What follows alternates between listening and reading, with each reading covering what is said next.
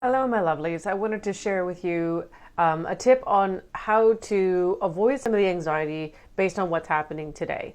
A lot of anxiety comes from not knowing what happens next. When my little guy was 3 and I noticed that he was exhibiting the behaviors of anxiety disorder, which his father has, and it's genetic, so there you go. One of the things that I did is I created these tiny little books, and because he couldn't read, each page was a picture of what was going to happen at that time. So there's a picture of breakfast, then there's a picture of a car, driving to daycare, and then every little page had a different picture. So there's a Monday, Tuesday, Wednesday, Thursday, whatever book. And this helped with the question of what happens next. And in today's environment, that's a big question. What's going to happen next? What's going to happen to me? What's going to happen to my job? What's going to happen to my family, right? What's going to happen to my travel plans? There's a whole bunch of what ifs that we simply can't control. So in this day of anxiety, one of the ways to control it is by looking at not what you can't control, but what you can. So I've seen these really awesome schedules going around. The first one I saw was really great. It was just like, wake up, move around, do academic time, creative time, rest time, which is fantastic because I've got kids home and I'm like, okay, how do I keep them on some sort of a schedule? And then I've seen another one that I was like, wake up, feral time, stab each other for food and all that kind of stuff. It was super hilarious. But the beauty of a schedule, it is something you can control. You can't control what happens in the world, but you can control how you spend your time. So if you're suffering from a lot of anxiety right now, one of the things you should avoid is do not oversubscribe to news. Do not oversubscribe to social media. Try to take a step back, take a break, because all that does is that increases the what happens next sort of death cycle in our brains, because we are feeding it with more information of which there's more questions than answers. There's more sensational and sometimes misinformation that's out there that really gets our fear going.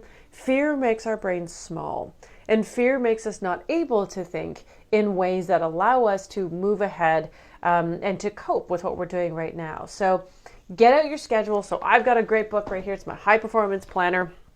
This little bad boy here. I get it out every day, and I really make a point of doing it, particularly at times like this, where everything seems out of control. There's always something we can do to control our day and to schedule in things that we can do that will keep us busy, that are productive, and that even if you can't do all the work that you had when you were like living your life normally because of some of the pullbacks and some of the closures, there's always something that you can do. Control your time, control how you spend your time. If you willy-nilly wing it all throughout your day, you're going to find it a lot more stressful than if you get some sort of a planner, some sort of a system going that allows you to say, okay, I will do this, and then this, and then this, and then this, and then this. And we love check boxes. We love to kind of go, yeah, accomplished, woohoo, right? So allow yourself the ability to do that throughout your day. So I hope that is something that would be really helpful. That is a high performance tip I use for my high performance clients.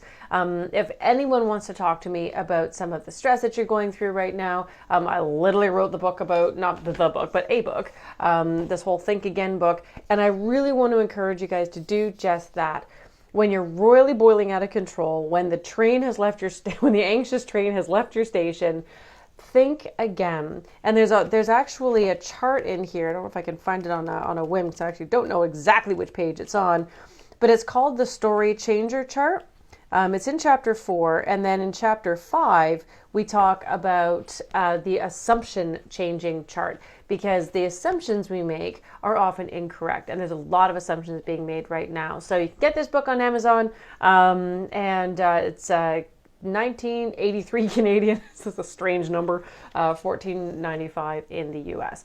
So if you'd find that really helpful, there are free resources available to you. There's a Facebook group that you can join for additional support as well. So try scheduling your time today, see if that works. I'll be back again tomorrow with some more tips, help people out, get through this time, and make sure that we can all support each other so that at the end of this, because there's always an end to this, we actually come out stronger than when we started. Take care, guys.